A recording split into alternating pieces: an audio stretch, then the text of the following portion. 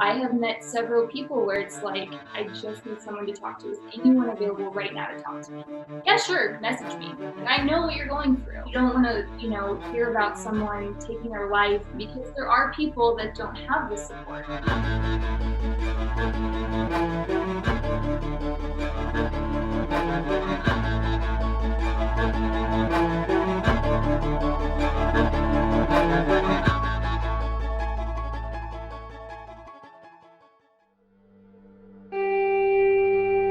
I have severe hemophilia A.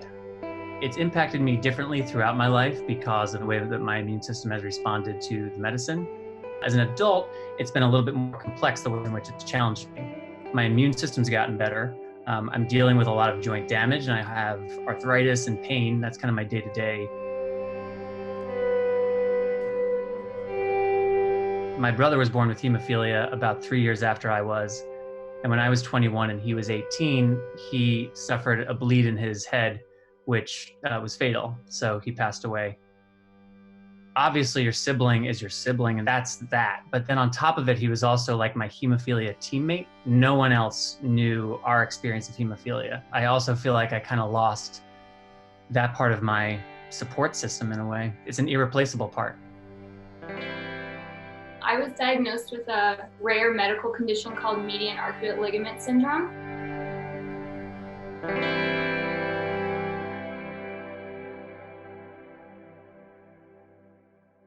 I suffered with it for so long that my brain perceived it as a trauma, and I developed something called postural orthostatic tachycardia syndrome. It's also called POTS.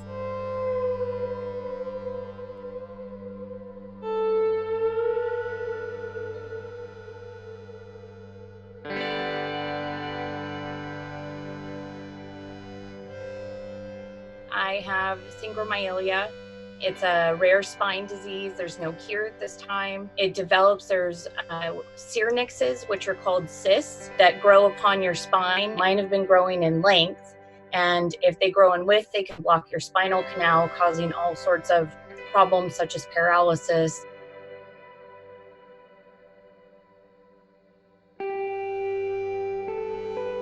Doctors just don't know enough about it. Of course, they throw pills at it. Try this. This is the hot ticket on the market right now, but there's no real solution for that. So I've definitely had to be an advocate, and most importantly, I think, educate myself. The more rare it is, the more you're going to have to drive solutions for it.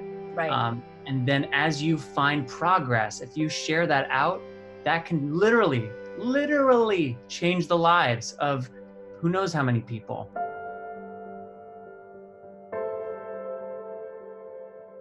I think I have about 10 comorbidities, which are just illnesses associated with this illness. My latest one being that my stomach is completely paralyzed from a severe POTS flare. That's what my lovely machine is here. So I'm going on 10 weeks of no food by mouth.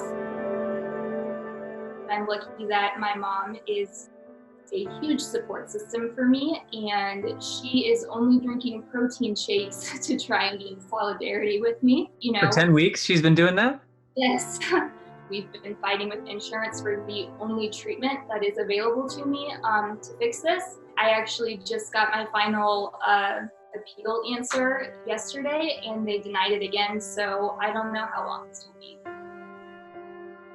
That's just part of chronic illness, is being brushed off by doctors that either don't know about it or don't believe in it. It's maddening to hear. It's absolutely ridiculous, and there's no reason for it except for greed. A lot of times you want to come in hot and heavy and, just read them the riot act, and you can't, because you're not going to get what you need.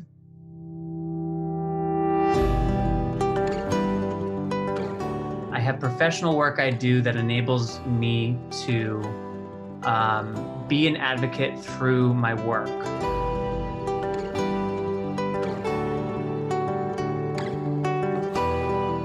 I've come to realize I have been processing my brother's death and letting that inspire advocacy in certain ways for a long time, and that's been successful and great.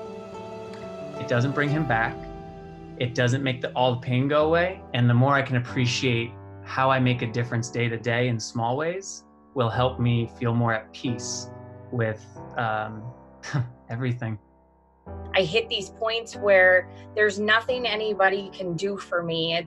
There's no cure, so I have to be self-reliant to use my tools to take care of myself and really try and drive home that I'm not well. I'm not able to function. Everything you're saying is resonating, and it's so frustrating to me to have to say those kind of things over and over and over. Like, right. I am not well. I am a sick person. Without this medication, I will die.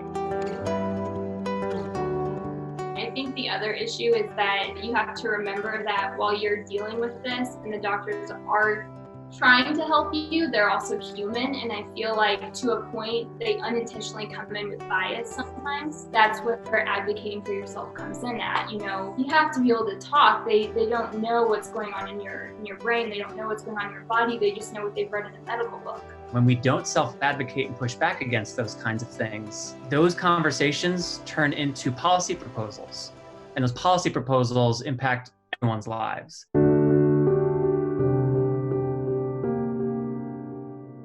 The illness and the lack of support from the medical system is where we can't focus our energy, because then we go nowhere. You end up where I was last year in a horrible place, where I didn't want to be here anymore. I didn't even know I was severely depressed. I was going to work, I was doing the day-to-day stuff, and even when I took my fiance with me to see my psychiatrist and to see my pain doctor, and I told them, this man is going to bury me if you don't help me.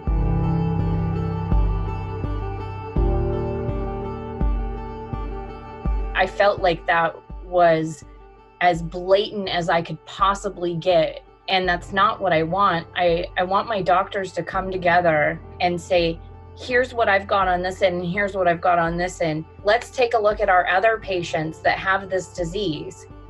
Are they having similar symptoms? What medication are they on that they're working? Would they all be willing to talk? Because I would be willing to talk to other patients. I believe every chronic illness warrior begins advocating for themselves. You learn that you have to, otherwise you're stuck in the same spot you're in the current position. I'm fortunate to have been born the year that they started treating the medicine effectively to remove viruses. So I'm literally at the cusp of what it means to be healthy with hemophilia. I sometimes struggle with that because I have friends in parts of the world without access to medication.